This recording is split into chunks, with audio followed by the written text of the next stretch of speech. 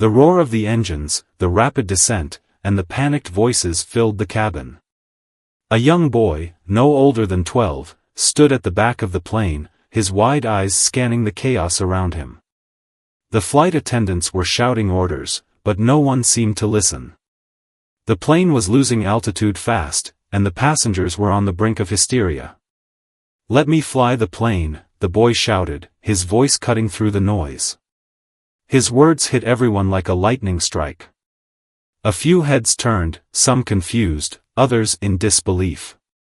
A few laughed nervously, thinking it was some sort of joke. But his face remained serious, determined, as if he knew something that they didn't. The pilot and co-pilot were struggling in the cockpit, trying to regain control, but the instruments were malfunctioning. The cabin was filled with the sounds of alarms blaring, and the sky outside was an ominous shade of gray. A storm was approaching quickly, and the turbulence had become unbearable. Amid the chaos, the boy's voice again pierced the air. "I said, let me fly the plane." His words echoed, and this time, they were louder. There was no hint of fear in his voice, only a strange sense of authority that seemed to reach beyond his years. The passengers exchanged uncertain glances. Some were too afraid to question the boy, while others stared at him with disbelief. How could a child, someone who clearly didn't belong in a cockpit, possibly think he could take control of the plane? The flight attendants, now visibly shaken, were attempting to calm the passengers, but it was clear that everyone was on edge. Panic was setting in. The plane was in a free fall, and every second counted. The child, standing at the back, was an anomaly in this terrifying moment. Why was he so calm? Why was he so confident? One of the passengers, an older man who had been a frequent flyer for years, leaned over to a flight attendant. "Is this boy supposed to be here?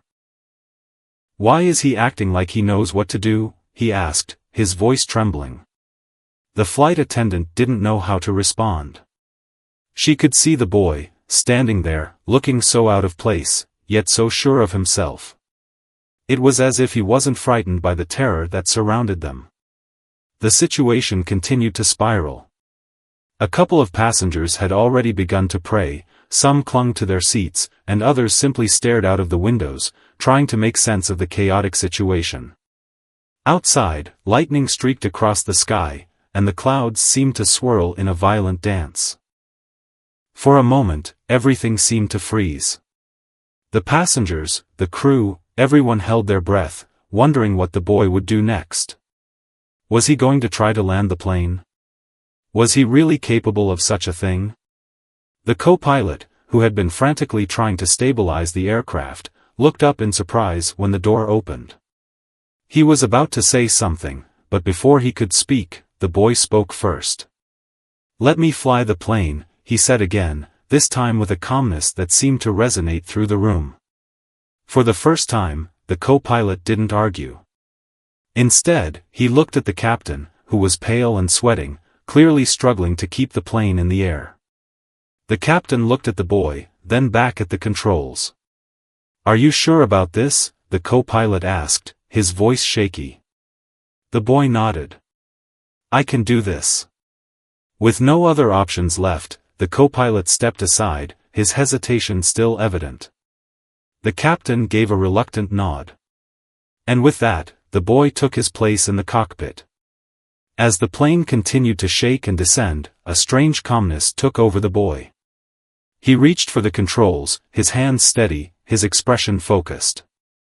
The sound of the engines howling outside seemed to fade as he adjusted the yoke and made the first of many calculated moves to bring the plane under control. The crew and passengers waited, their eyes wide with disbelief as they watched the boy, a child who was not even old enough to be a pilot, take the helm of a crashing plane. The storm raged outside, but inside the cockpit, there was an eerie silence. The boy's hands moved with precision, and though no one fully understood how or why, there was something undeniably powerful in his presence. The boy was flying the plane. But how? Why? And what would happen next? The cockpit was silent, save for the soft hum of the plane's engines and the low, controlled breaths of the young boy. His hands gripped the controls with an unsettling confidence, as if he had done this 1,000 times before. Outside the window, the storm was raging, lightning crackling across the sky, but inside the plane, the turbulence seemed to quiet as the boy made delicate adjustments. The co-pilot, still standing on the sidelines, watched in disbelief. "This can't be happening," he muttered under his breath. "How does he know how to do this?"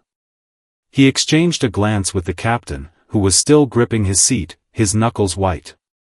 They were both paralyzed with confusion and uncertainty. The boy, now in control, seemed to have a different sense of calm about him.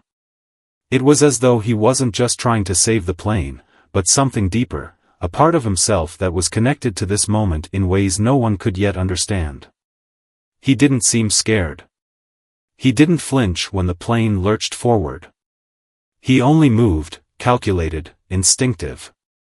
His presence, so young, so unexpected, filled the room with an eerie stillness. The captain and co-pilot exchanged a few more bewildered glances before the captain reluctantly approached. "Kid," the captain started, his voice strained, "what's your name? How do you know how to do this?" The boy's eyes never left the controls, and his voice was calm, almost serene. "It's not about what I know. It's about what I've been trained for." The words hung in the air, their meaning just out of reach. Trained for? Who trained him? And why would someone so young be equipped with such knowledge? The captain opened his mouth to ask another question but stopped. In that moment, the co-pilot began to realize something. It wasn't just the boy's confidence that was unsettling. There was something about the way he held the controls, the way he managed the turbulence, that was beyond any child's natural ability. There was no panic, no second guessing. It was almost as if the boy knew what was coming next. The boy's fingers moved with ease, flipping switches and pressing buttons without hesitation. His every move seemed to make the plane feel a little less like it was falling and a little more like it was under control. The storm outside hadn't stopped. But inside, there was an odd sense of stillness. Suddenly, a voice broke through the quiet. One of the flight attendants, her voice trembling, had entered the cockpit, and she quickly took a step back when she saw the boy at the helm. You're flying the plane?" she asked, wide-eyed, almost in disbelief. The boy nodded. "I have to." Her eyes darted to the crew. "But, who is he? What's going on?" The captain finally spoke, his voice hoarse. "We don't know. But right now, he's our only hope." The flight attendants were visibly shaken, standing by the cockpit door, unsure of how to proceed. Some passengers had begun to ask about the boy, wondering who he was and how he knew what to do. The emergency procedures were still in full force, but the boy was now the center of attention. His strange, calm control was unsettling to everyone who observed it. The more they watched, the more questions began to surface. Who was this boy, and how was he able to do something no one else had been trained for? The boy, sensing the growing confusion, spoke again, his tone still steady. "This isn't about what you know or who you think you are.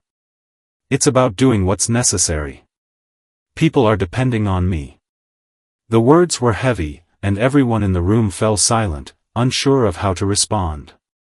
The boy wasn't just flying the plane, he was leading them through the storm, guiding them through a crisis that no one had expected. It was almost as if he knew exactly how the plane would react to each maneuver he made, as though he had already seen this scenario play out before. The captain was still unsure how to handle the situation. He was an experienced pilot, but this was something entirely different. There was something eerie about the boy's demeanor, something unsettling about how composed he was. "Where did you learn this?" the co-pilot asked, his voice quieter now, as if speaking to a ghost. The boy hesitated for a moment before responding. "I've had my training," he said simply. "My whole life has been leading to this." The boy's words were cryptic, and neither the captain nor the co-pilot understood what he meant.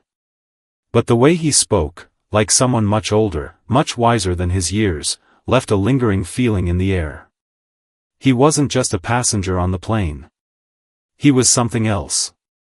The co-pilot took a step back, still unsure. Training? For what? You're just a kid. His words trailed off, and there was an underlying doubt in his tone. The captain, still holding onto his seat, shot him a quick look. He was beginning to realize that the boy was more than just a child, he was a mystery they couldn't solve. The plane's descent had slowed.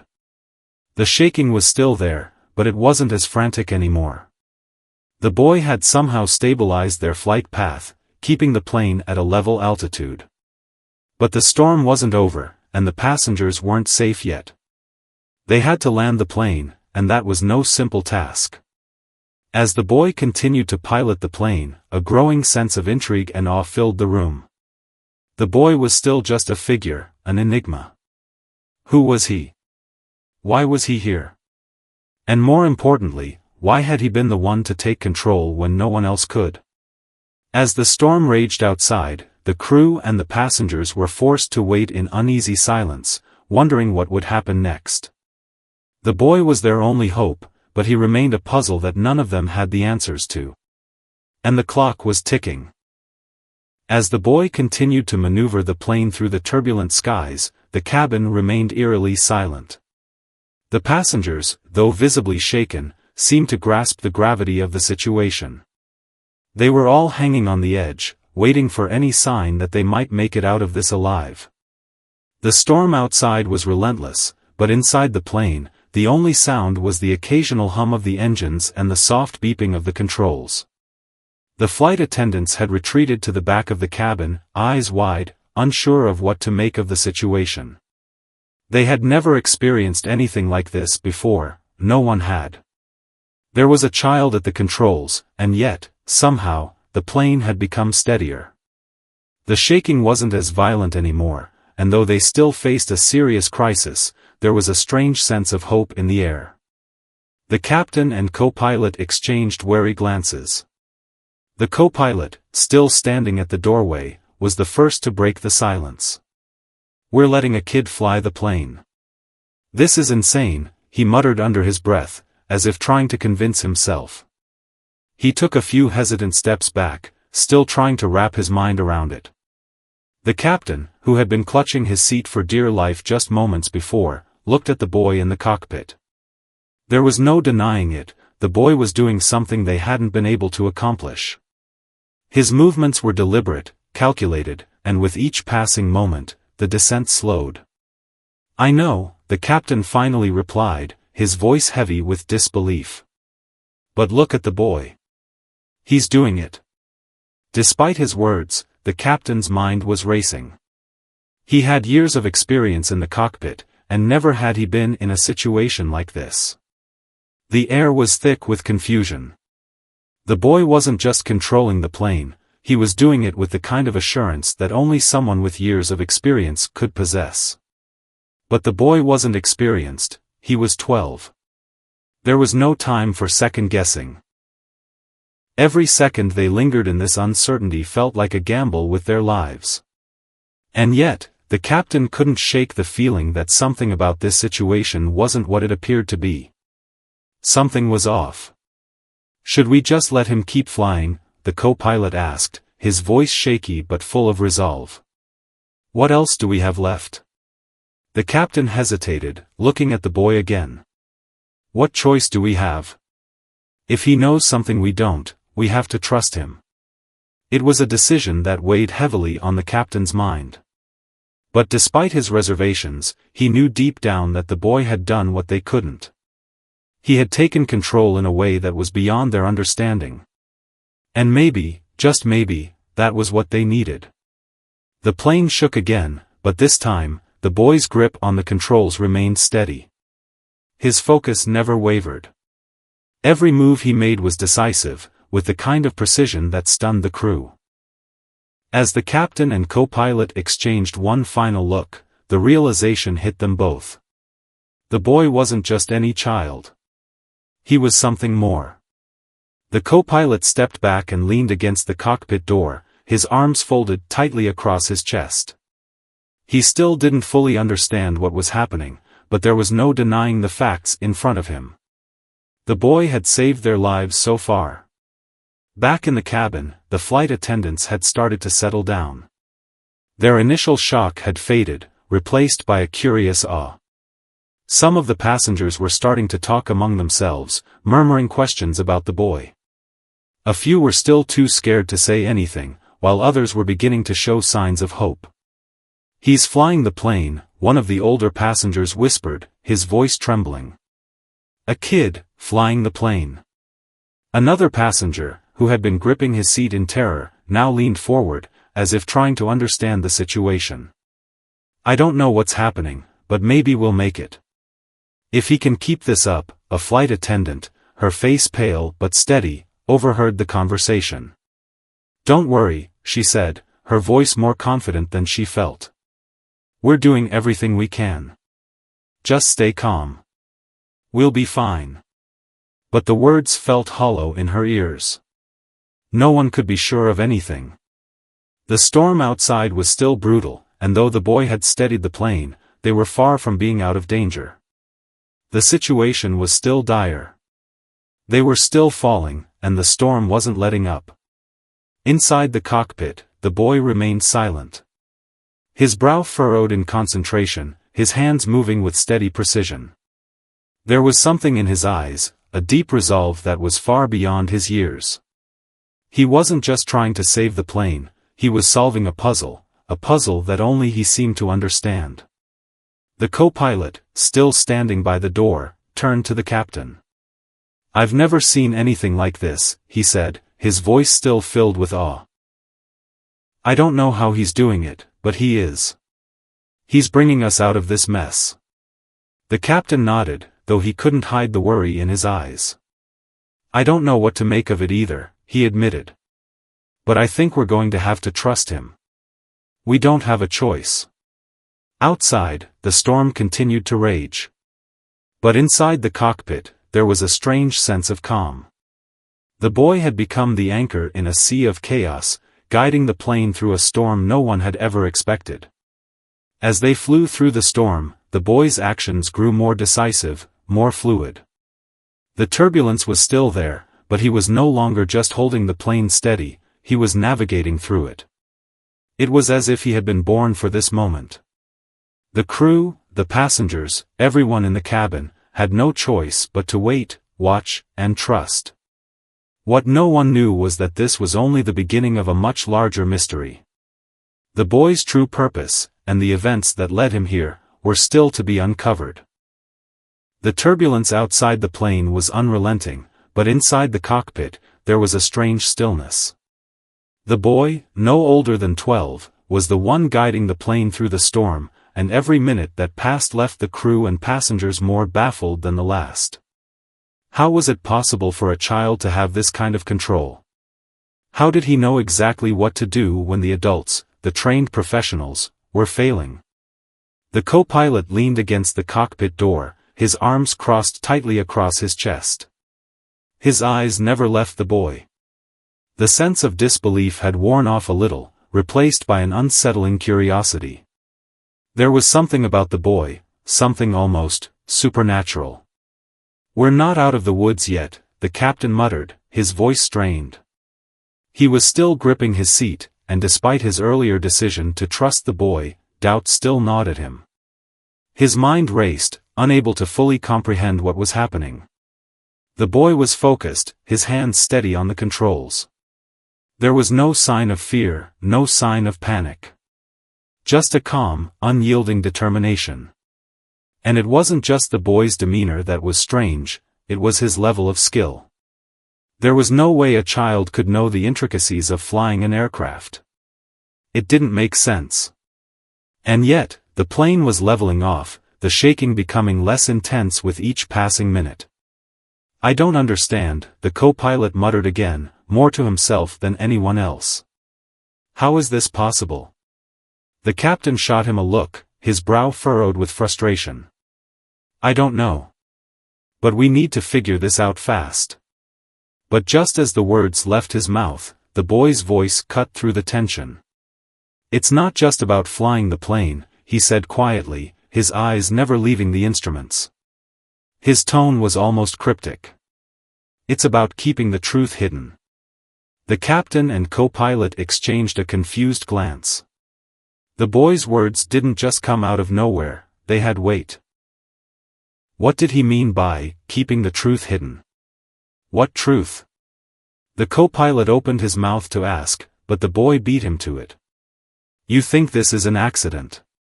You think the storm is the only thing threatening us. But there's something much bigger at play. The boy's statement hung in the air, thick with mystery. Both the captain and co-pilot went silent, their thoughts racing. The boy had said, bigger at play. That couldn't just refer to the storm. Was he talking about the plane? Or was there something even more sinister at work? Before either of them could respond, the boy continued, his voice steady and sure. You were never supposed to be flying this plane, he said. None of you were supposed to be on this flight. It was all planned. The captain's eyes widened. The words made no sense. What are you talking about? He asked, his voice shaky with disbelief. This was just a routine flight. A normal commercial airline trip. But the boy shook his head, a slight, knowing smile curling at the corners of his lips. That's what they want you to believe. The boy's words hit like a punch to the gut. The co-pilot was speechless, his mouth dry.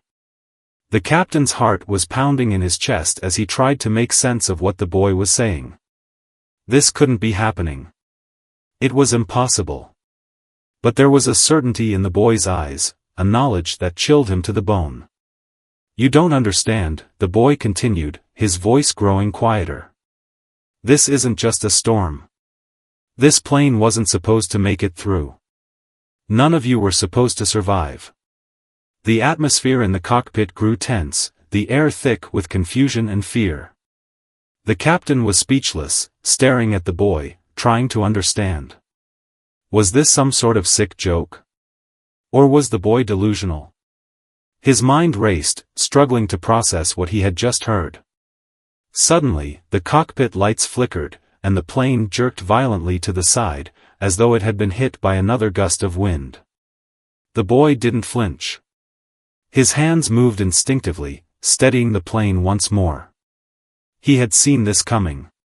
His gaze remained fixed on the instruments in front of him, and he adjusted the plane's course with ease.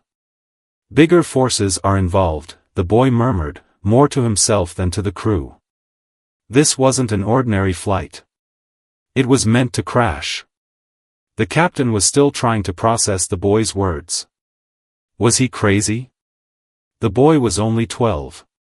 And yet, there was an unsettling calm in his voice that suggested he wasn't just talking about a storm. He was talking about something much darker. Something deliberate. I don't know who you are, or what you think you know, the co-pilot finally spoke up, his voice hoarse, but we need to focus on keeping this plane in the air. The boy's gaze flickered toward the co-pilot, his expression unreadable. You think you can still land it safely? He asked, his voice almost a whisper. You can't. Not without the key.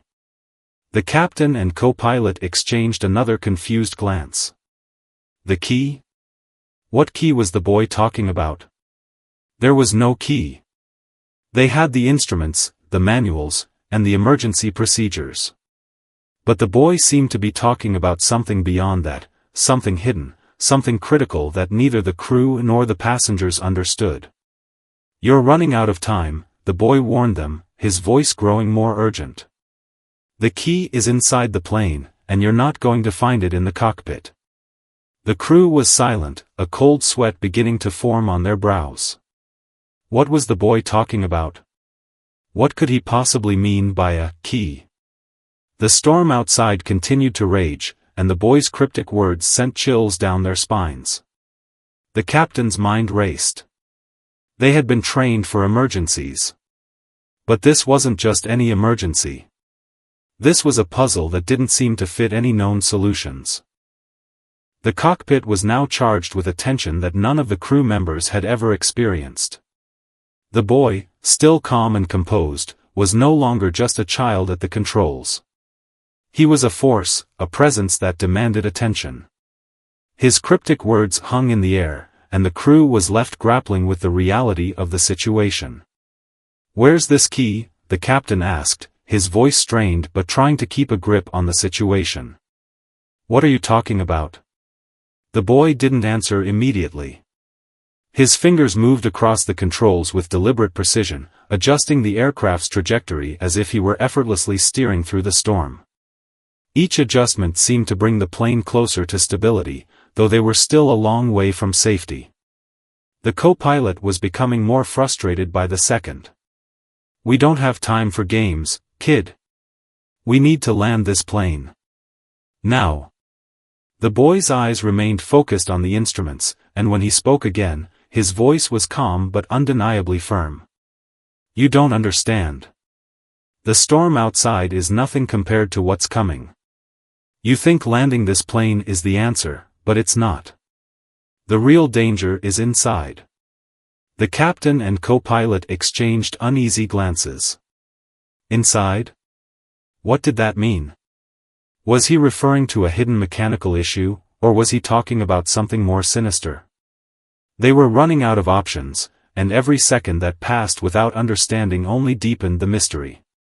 "Look, kid," the co-pilot snapped, his patience wearing thin, "we don't have the luxury of figuring out whatever it is you're talking about. People are counting on us." But the boy didn't respond to the co-pilot's anger. He didn't even flinch. Instead, he turned slightly, casting a quick glance at the captain. There was something in his eyes, something beyond the boyish innocence of his face. It was the look of someone who knew what was coming, and his confidence was unsettling. "Do you trust me?" the boy asked the captain, his voice low but carrying weight.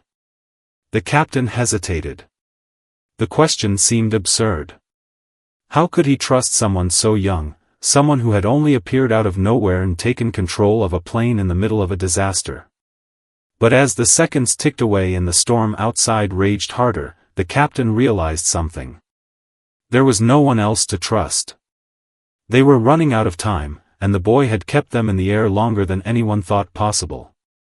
It was impossible to ignore the eerie feeling that the boy knew more than he was letting on. "I don't know what to believe anymore," the captain admitted, his voice tinged with doubt. "But right now, you're our only chance." The boy nodded as if he had been expecting this. He glanced down at the control panel again, his fingers moving with practiced ease, tapping a few buttons and twisting knobs. The plane had stabilized significantly, though the storm outside was still ferocious. The lights in the cockpit flickered, and the temperature dropped slightly, but the boy remained unshaken.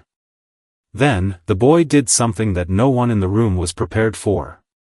He reached up and tapped a hidden panel above his head. The panel clicked open, revealing a small, sealed compartment. The boy's fingers slid into the compartment, and when he pulled them out, he was holding a small, metallic object, what looked like an encrypted keycard. "This," he said, holding it up for the crew to see, "is the key."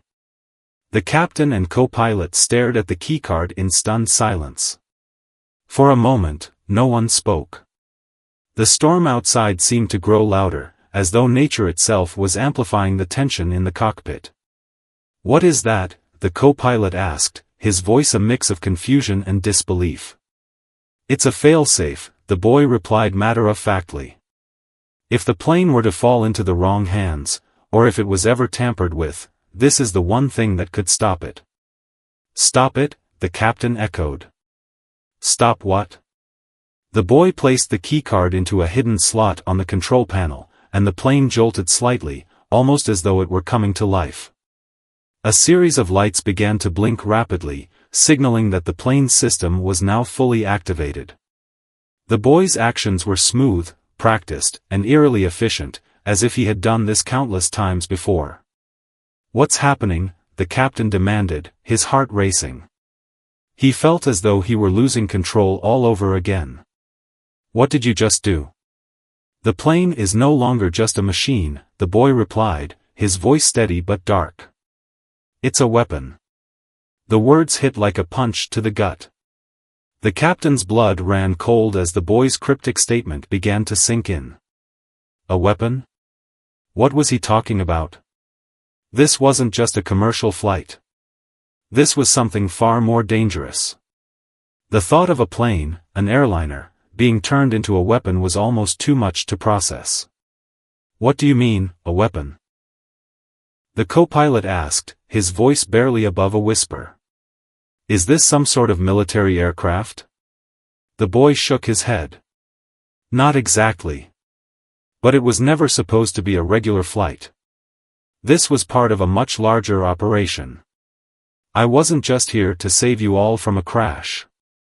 I was sent here to keep something much more dangerous from being unleashed.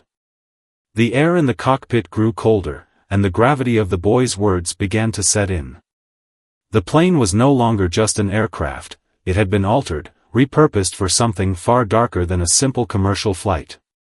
The boy had known it all along, but the crew had been in the dark. The storm outside intensified as if mirroring the rising tension inside.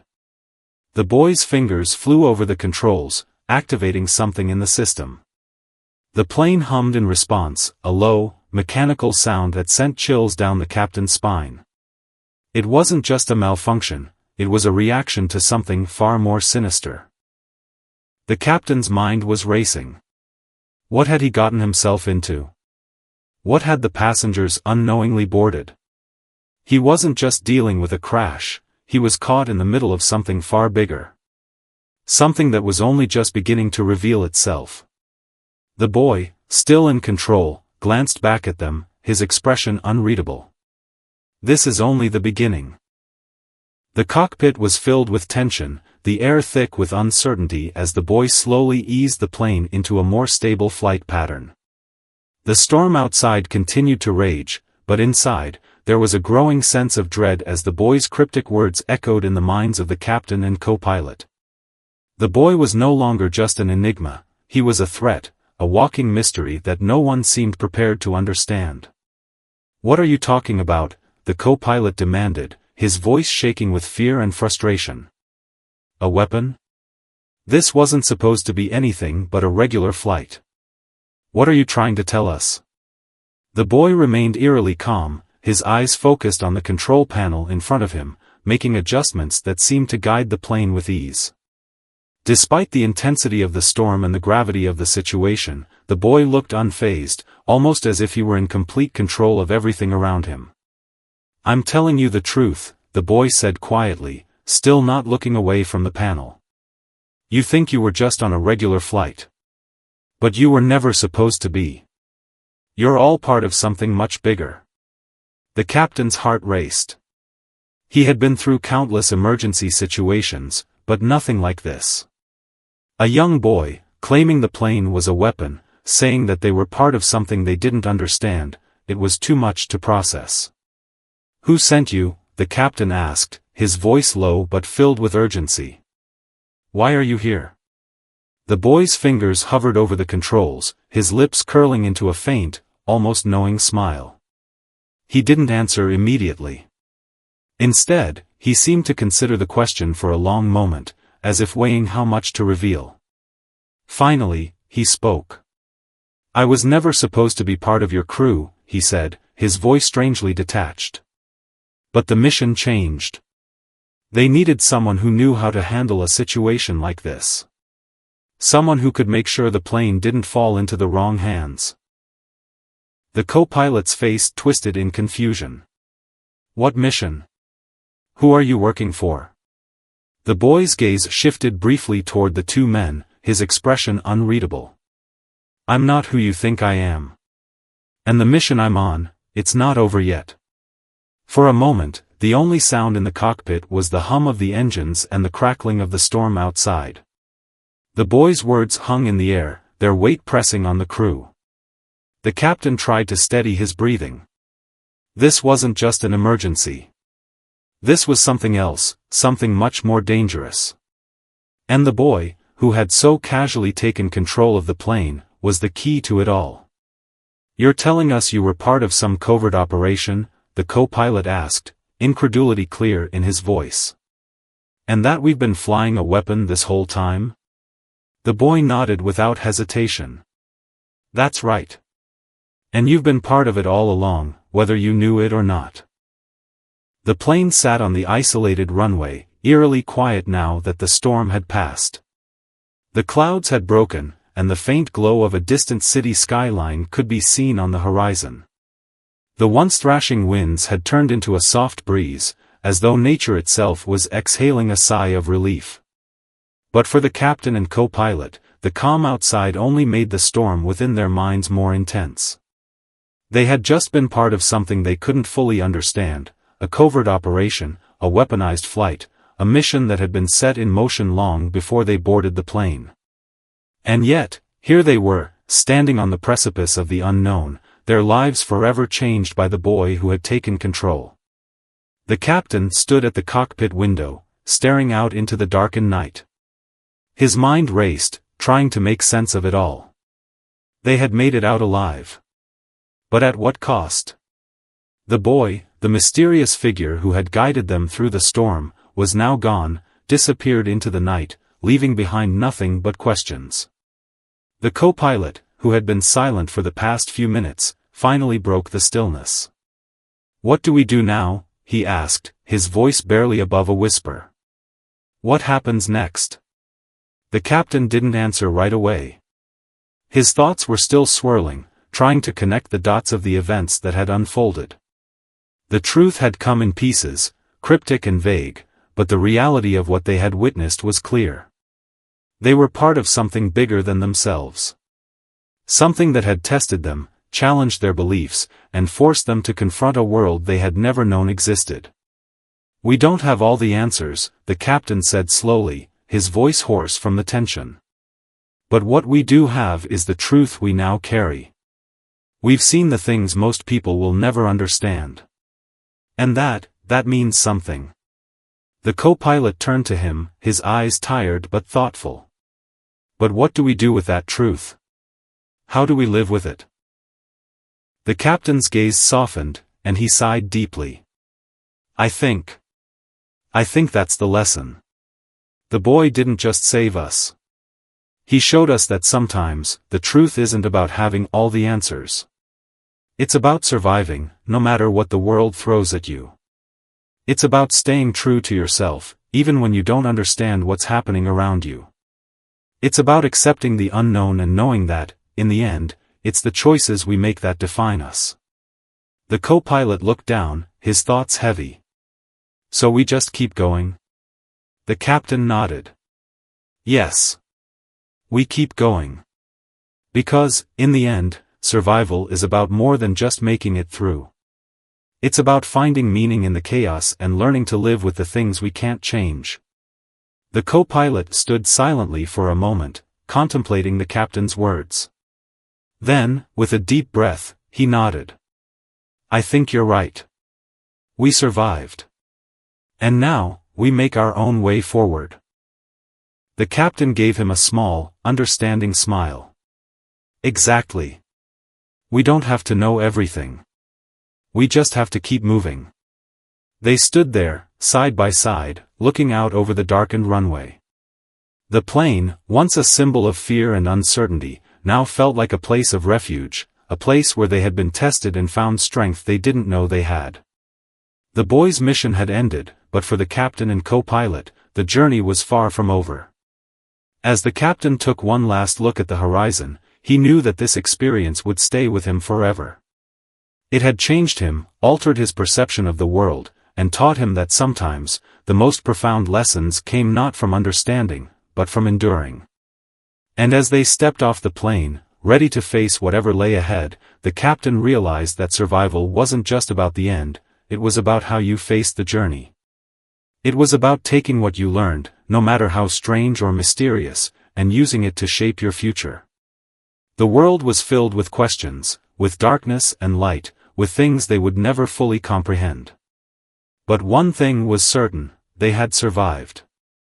The boy had shown them that sometimes, that was enough.